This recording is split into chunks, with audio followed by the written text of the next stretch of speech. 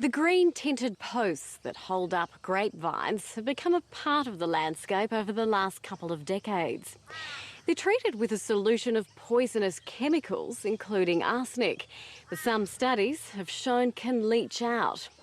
The crisis in the wine industry has seen scores of vineyards mothballed and the posts either left in the ground or pulled out and stacked in piles.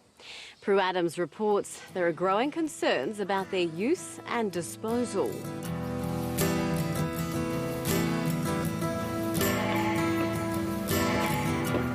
The mid-1990s was boom time in the Australian wine industry.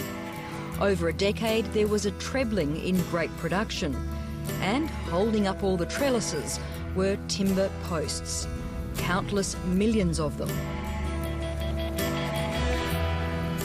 The green-tinged posts are impregnated with arsenic to kill termites, copper acting as a fungicide, and chromium to fix the chemicals in place. It's known by the sum of its parts, CCA. CCA is probably one of the most robust wood preservatives we've got. It's been around since the 1930s. It takes care of all forms of decay, all forms of insect attack, including termites, and it also actually improves the weatherability of treated timber. Harry Greaves heads up the Timber Preservers Association, representing scores of companies that treat posts, construction timber, decking and play equipment with all types of preservatives. While more environmentally friendly treatments are being introduced, CCA is widely considered the most effective and economical. Increasingly, though, wine grape growers are finding alternatives. We're concerned about the environmental aspects of arsenic in the system, and we're trying to find an alternative, basically an eco-friendly alternative. Henschke Cellars in the Barossa Valley is run along organic principles. While the certifying bodies allow the use of CCA posts, for 20-odd years, Stephen and Prue Henschke have felt uneasy about using posts containing heavy metals.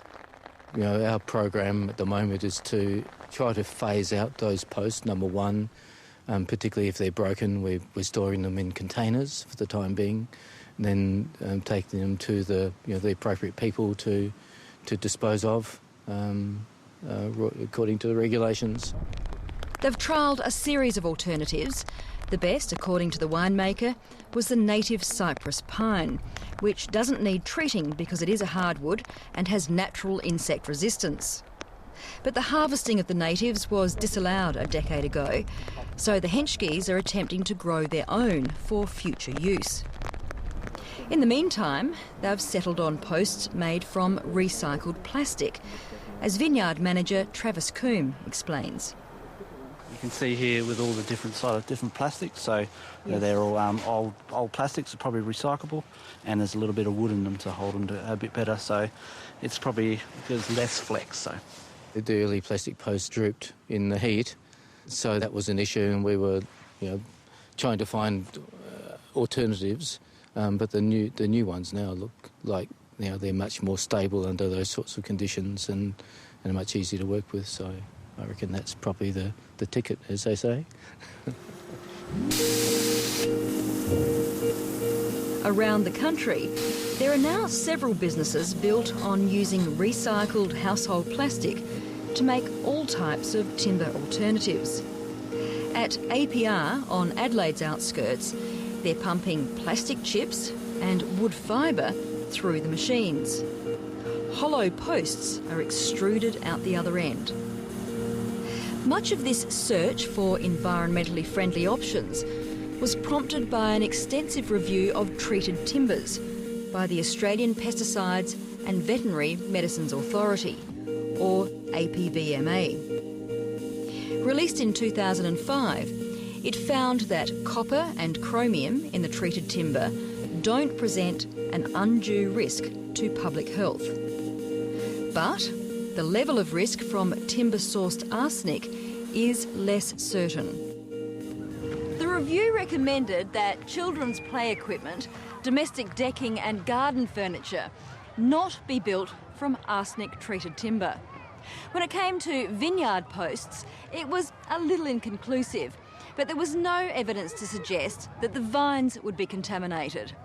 Although the APVMA did recommend handling the posts with gloves, and also acknowledged that small amounts of copper and arsenic do leach into the soil. The APVMA conducted a very good, detailed review of CCA. The literature that they reviewed was extensive. They could find no, quote, compelling evidence that CCA-treated timber poses an undue risk to public health. But they took a precautionary outcome, and that's the bit I would probably challenge them on. The timber preservers haven't lost all their business as a result of the review. They can still treat timber with more benign, but often more expensive solutions, such as creosote and copperazole. Harry Greaves is a little bemused, though, that in New Zealand, where the same international literature was reviewed, a different approach was taken.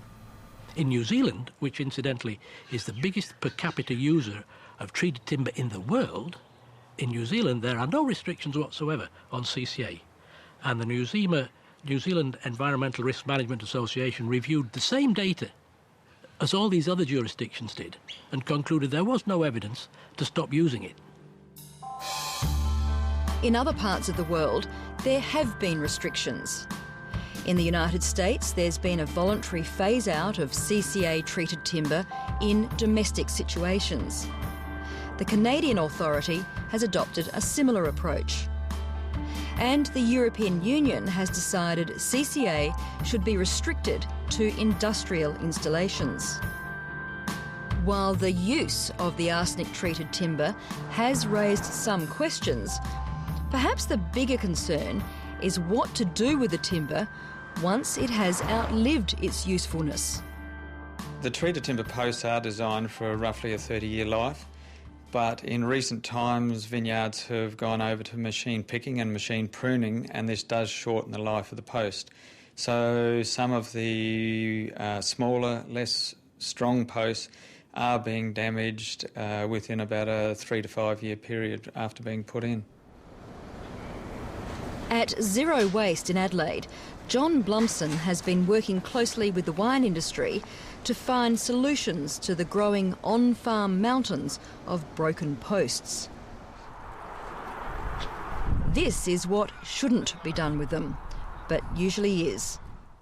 The Wine Industry Association has issued a series of guidelines as to how to dispose of unused or broken posts. They need to be elevated and out of water catchment areas. They certainly shouldn't be burned, and ideally they should be encased in waterproof containers or sent to a waste receival depot that is equipped to deal with them. With Oxford Landing and Yalumba, the environmental side of what we do is very important, and the issue to us was we could see 10 years back that we were going to have an issue getting rid of these CCA posts. We couldn't bury them, we couldn't burn them, the councils didn't want to know about us. The broken and removed CCA posts are stacked chest high at Oxford Landing in the South Australian Riverland. Importantly, they're kept off the dirt, but will need to be disposed of in a secure waste depot. The operations manager here, Marty Burnell, is pretty much fed up with them, not just because they're difficult and expensive to get rid of, but also because they often snap under the pressure from mechanical harvesters and pruners. This whole row has had to be supported by steel pickets. They weren't built to the standard that we needed, and as soon as one or two start breaking, then the whole lot start falling over, and of course we can't take the posts out because as soon as we take them out we've got to get rid of them. So this wine industry veteran believes the posts treated during the 1990s weren't made to spec, and the whole grape growing industry has relied on an inferior product. The boom of the industry, and I think at that stage the pine industry or the post industry was struggling to keep up. So I think within that stage, I think that the posts then became inferior to where they were prior to 1990s.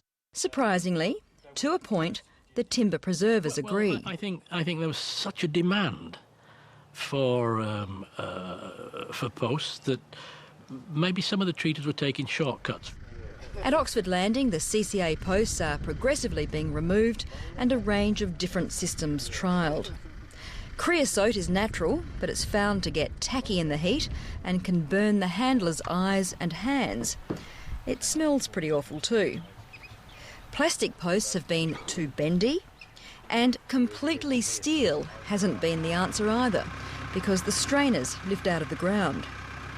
So the answer they've hit on is this: steel star droppers anchored with thick creosote-treated strainers. The droppers cost up to $20 each, around twice the price of CCA posts. But it's hoped they won't need to be replaced. The initial cost of a steel versus timber at this stage is steel is slightly more expensive, but then I think the process of knocking it in becomes a lot easier process. Then you've got the whole manual handling that comes into the steel versus the timber as well. So I think at the end of the day, I don't think the cost factor is a great issue to us. It's more will it take the weight of what we're doing with it and the winds and that go with it, and yes, they seem to do it. There's a broken one, Dave. They say necessity is the mother of invention. Okay, thanks a lot for coming here. Obviously we're doing a field day showing the Ocklock. For Brian O'Malley and his business partner, Nigel Catt, the invention is something which straps the broken vineyard posts together. One of the reasons why these snap is because they're rigid. As the harvester comes through, obviously that's knocking the post and then breaking them. You can see this one here is completely Most broken posts off. break at the bottom or underground, meaning they usually have to be dug out and replaced. This contraption is called an Ocklock. It joins the bits and, according to its makers, gives the post a new lease on life. It's almost like putting a knee joint onto the post. It's an excellent system for a very, very substantial problem within the vineyards. It's a vineyard contractor's job to pull out damaged posts and knock in new ones. Damien Linky has been using the Ocklock instead and says it's not only safer, it's easier and can be done in all kinds of weather because there's no need for big machinery. You've only got a short window of time that we can actually knock in with the machine because of the bud burst and the foliage and everything. You don't want to come through and start smacking around the vine, so we've only got a very short window of time that we can